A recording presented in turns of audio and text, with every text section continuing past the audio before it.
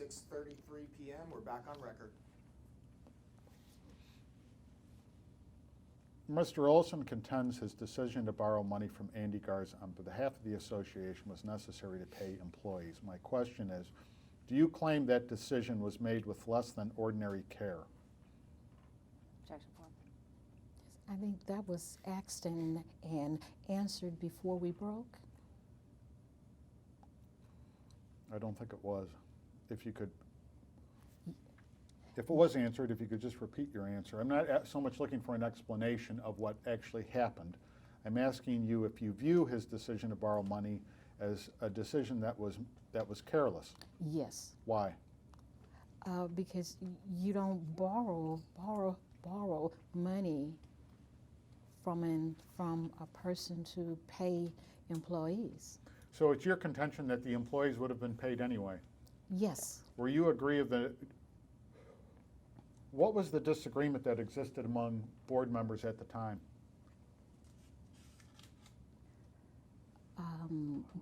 Okay. What date was this? Do you know why Mr. Olson was not able to pay them from the Wells Fargo checking account of Sterling Green? If I remember right, I think he had been taken off the account. Were you aware that money was moved out of the Sterling Green account, Wells Fargo checking account, thus making it impossible to make payments from that account? Yes, the money was moved.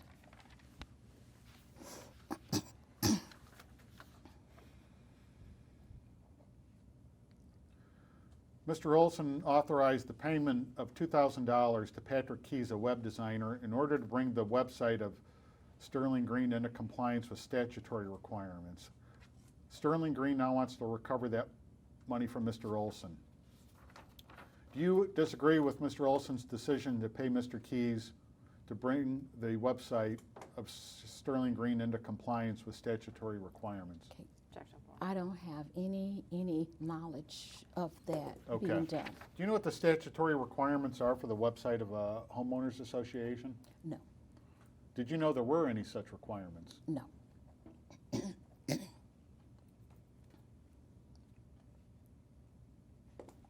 Will you ever serve on the board of a homeowners association again?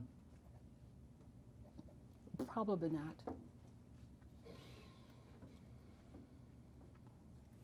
Why? At this stage in my life, I'm just all about having peace. Okay.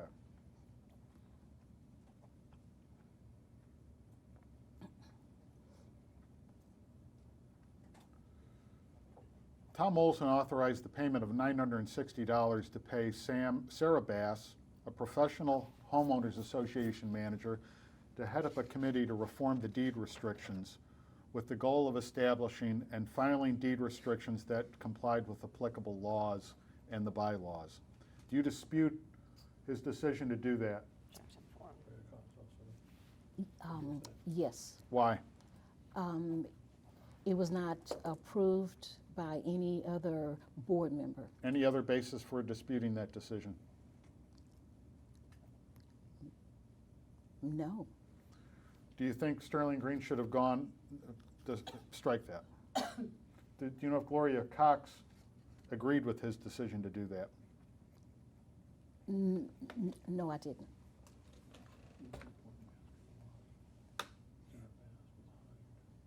Do you know why Sarah Bass was hired? No, because there was no discussion. That was not my question. Do you know why she was hired? No.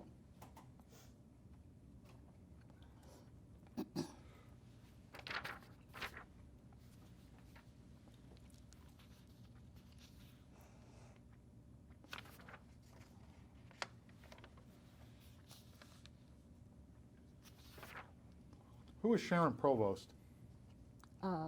She's an employee of the association. What does she do? She works in the office. Was she hired while you were on the board?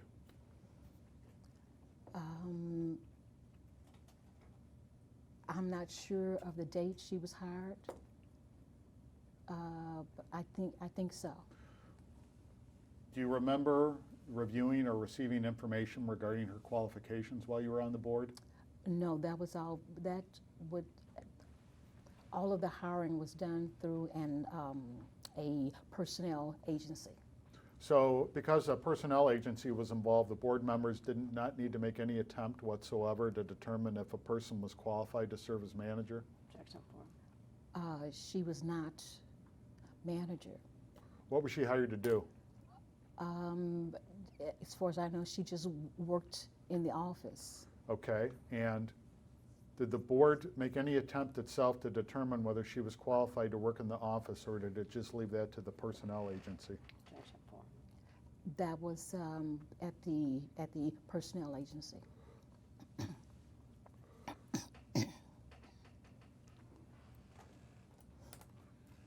There is a audit that's mentioned in the documents relating to the July 20, 2018 meeting of you and Dorothy MALVEAUX. Who performed the audit?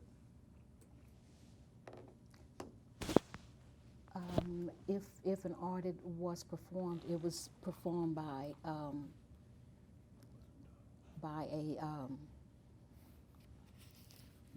a person that does excuse me, that does audits. Do you know whether it was done at all?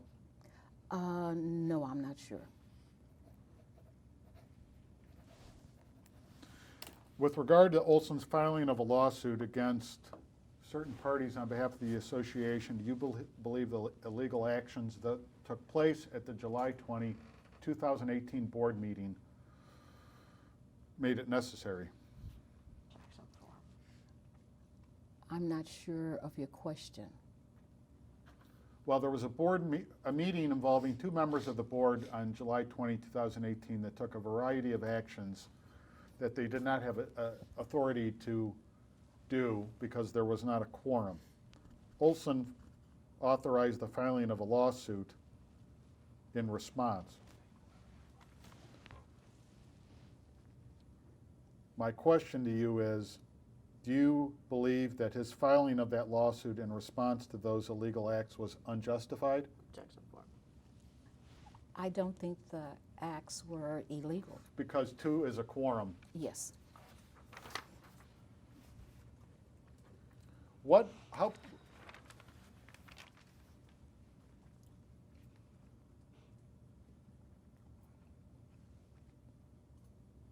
did Olson ever attempt to intimidate you? Yes, I think he tried. Can you tell us about that? Yes, because he's a tall person, and he likes to come and stand over you and stand close to you, and it's like intimidating to have someone to come up to you and do that. Did he put his hands on you? Oh no. Did he threaten you? Yes, he did. What were the words he used? It was in an email. He threatened me with, I guess, basically jail, and then he threatened me that he was going to call the FBI. And what was the date of this email? God, I don't know the date of that What month? email. I don't know the month either. What year? I'm not for sure, but it was after he got on the board. Other than being tall and speaking to you at close range, did he do anything else to intimidate you?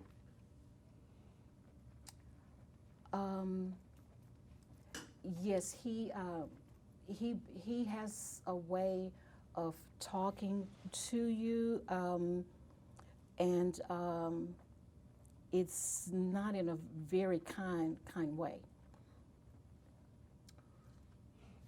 Did he berate you? He did. At one homeowners meeting, he told the association that I bailed at the last minute on a homeowners meeting when I notified him 2 hours before the homeowners meeting that I would not be there. So bailing out is an inaccurate way to describe refusing to attend. No, I did not refuse to attend. I had a family emergency.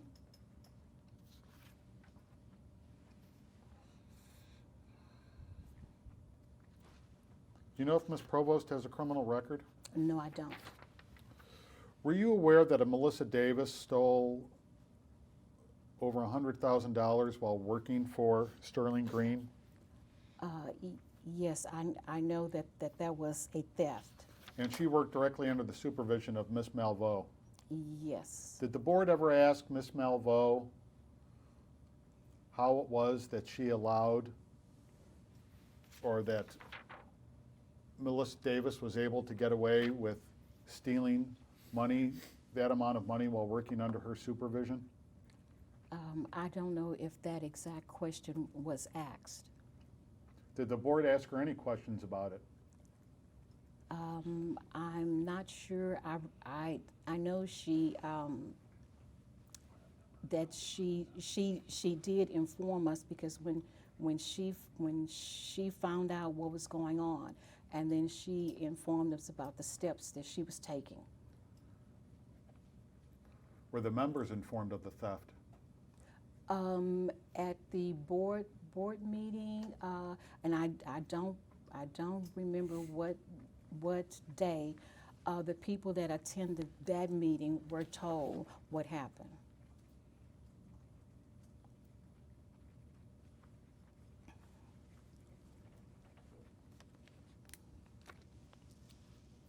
Do you know anything about the changing of locks? The only thing that I know about the changing of locks at the homeowners association, Yes, at the offices, yes. just when Tom would say something that he had the locks changed. Do you question that decision? Yes.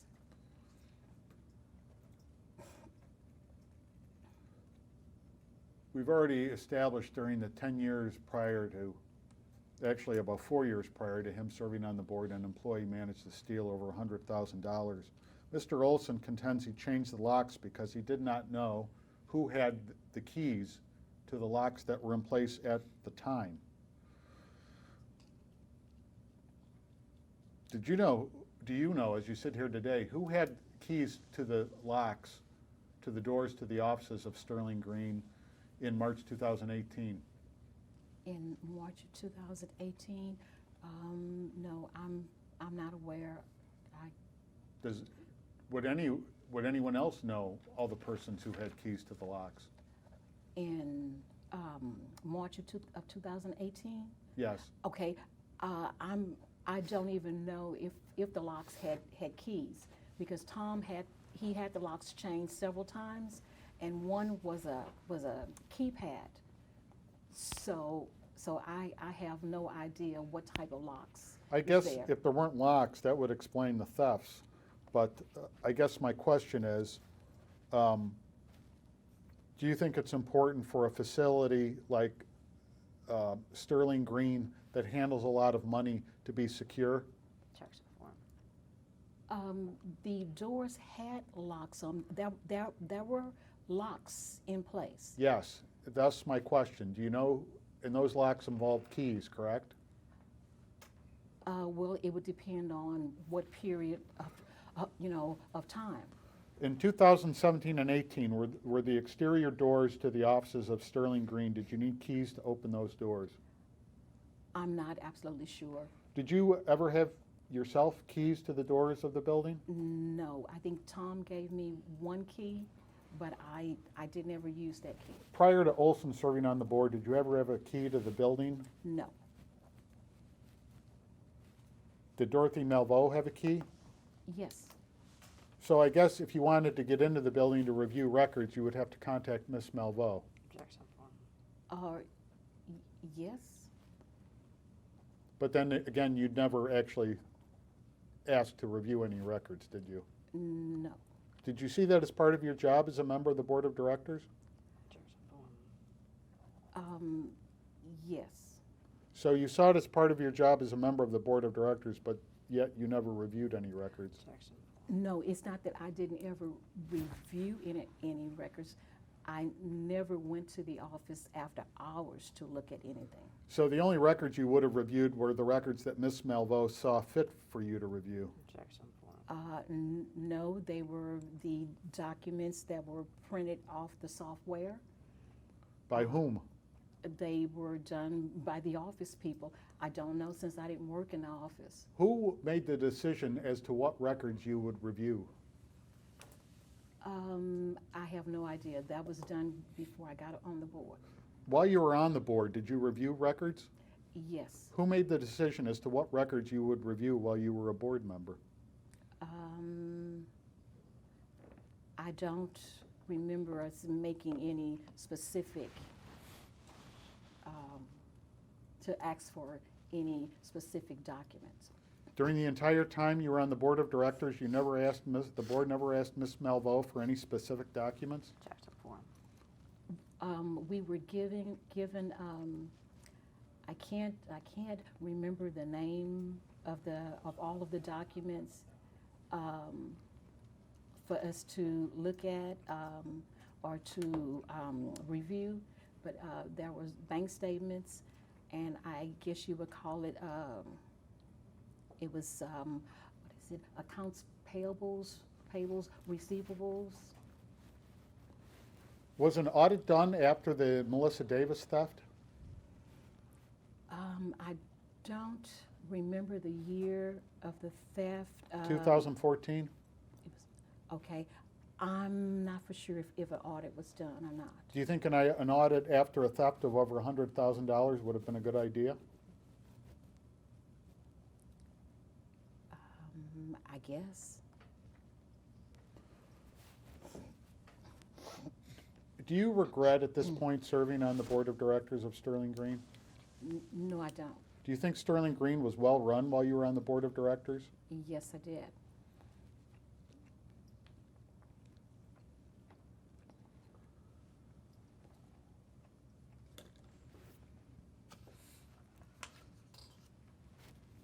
Can you name an attorney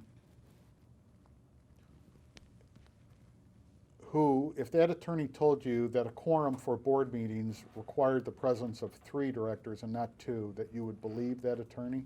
Objection form. It doesn't even have to be an attorney who worked for the association or an attorney in Houston or Texas. Any attorney at all. Objection form.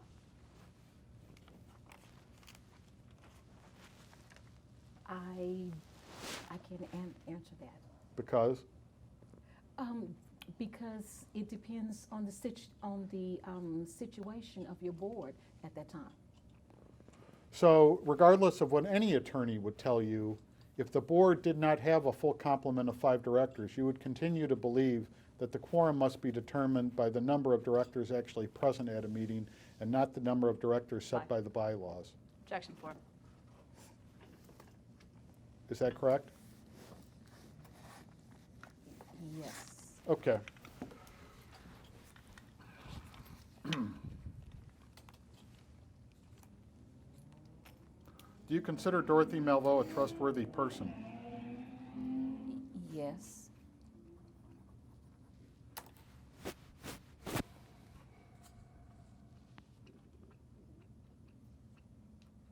What about the use of proxies in his election of the board do you feel was defective?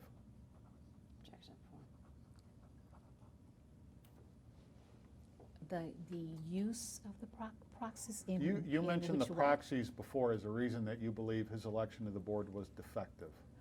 Oh, I said because he actually brought them in to the homeowners meeting.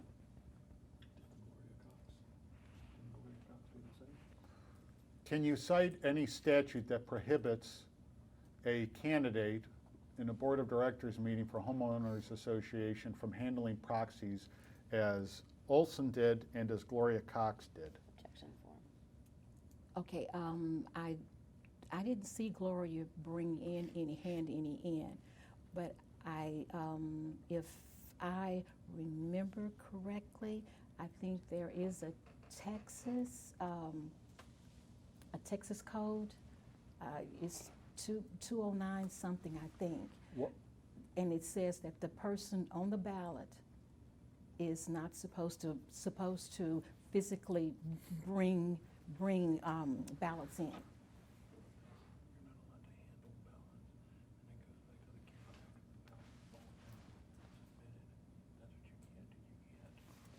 Does that refer to the handling of ballots after they have all been submitted, or does that refer to, or do you know? Have you read the statute? Some time back. And does it refer to the handling, does it address the handling of ballots after they have been submitted? The handling? No, this, if I'm understanding you correctly, this is the actual ballots before they've been counted, that a person on the ballot is not supposed to actually bring the ballots in to be counted.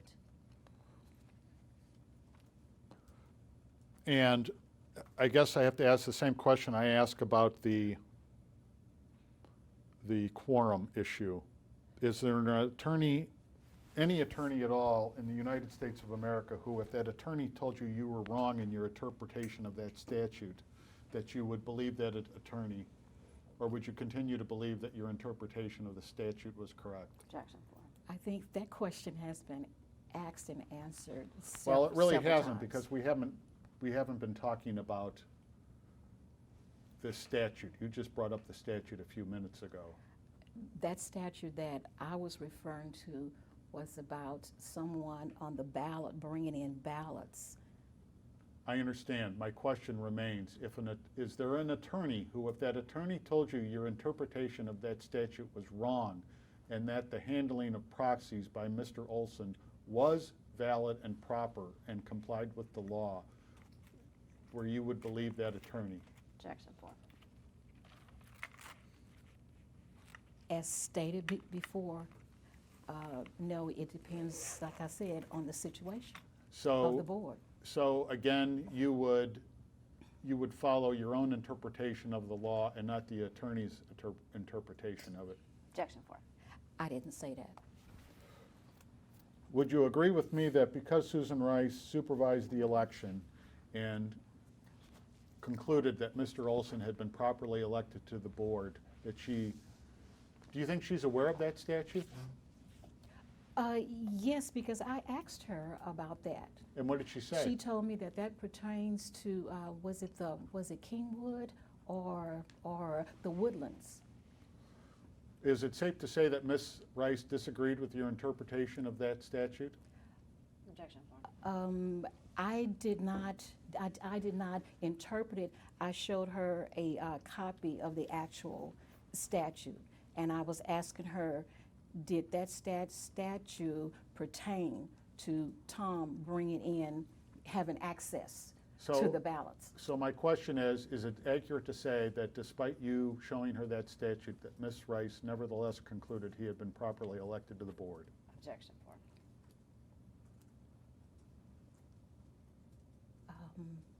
Did Ms. Rice conclude Tom had been properly elected to the board? Yes, that was her assessment, yes. And she was aware of that statute? Because you made her aware of it. Objection 4. I'll rephrase the question. Is that it? Okay, we're out. Time is 6:57 PM, we're off record.